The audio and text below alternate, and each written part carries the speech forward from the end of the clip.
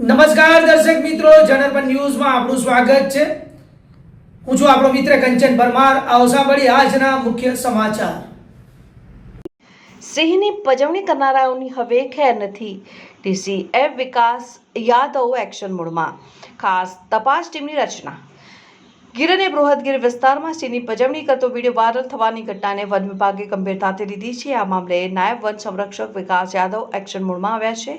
તેમણે દોષિતોને ઝડપી પાડવા માટે હાઈ લેવલની ખાસ તપાસ ટીમની રચના કરી સઘન તપાસના આદેશો જારી કર્યા છે। વાયરલ વિડીયોની સત્યતા અને તેમાં સામેલ શખ્સોને શોધવા માટે મદદનીશ વન સંરક્ષક ઉનાની તપાસની અધિકારી તરીકે નિમણૂક કરવામાં આવી છે અને તપાસ ટીમમાં Junagadh task force, Khambha mobile squad અને ગીર ગઢડાના આરએફઓ સહિતના સક્ષમ અધિકારીઓને સામેલ કરવામાં આવ્યા છે। કાયદાકીય સકંજો ડીસીએફ વિકાસ યાદવના માર્ગદર્શન હેઠળ આ ટીમ સ્થાનિક સ્તરે સંકલન કરી વન્ય પ્રાણી સંરક્ષણ ધારા હેઠળ કડક કાર્યવાહી હાથ ધરશે। વન વિભાગને સ્પષ્ટ ચેતવણી આપી છે કે વનરાજની શાંતિ ભંગ કરનાર કે તેમને પરેશાન કરનાર કોઈ પણ તત્વો સામે આકરામાં આકરા પગલાં લેવામાં આવશે। સિંહના સંરક્ષણ માટે વન વિભાગની ટીમ હવે રાત દિવસ કાર્યરત બની છે। રિપોર્ટર સમીર ખોખર, અમરેલી। નમસ્કાર, મારું નામ વિકાસ યાદવ છે। હું ડીસીએફ ટાસ્ક ફોર્સ બૃહદગીર જૂનાગઢ છું। તાજેતરમાં એક વિડીયો વાયરલ થયો છે જેમાં દેખાય છે કે અમુક શખ્સો સિંહની પજવણી કરે છે, એમને હેરાન કરે છે।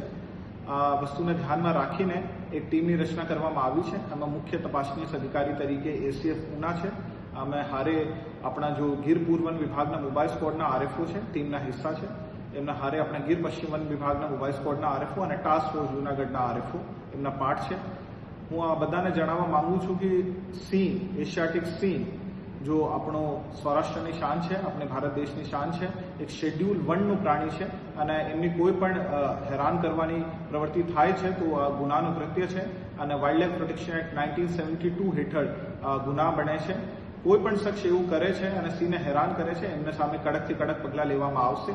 આ પ્રકરણમાં પણ ટીમની ગઠન કરવામાં આવે છે અને ટીમ એક ડિટેલ તપાસ આ બાબત કરશે અને પછી છેલ્લી રિપોર્ટ અહીંયા રજૂ કરવામાં આવશે અને જો પણ શખ્સ આમાં સામેલ છે એમને સામે કડકથી કડક પગલાં લેવામાં આવશે। નમસ્કાર।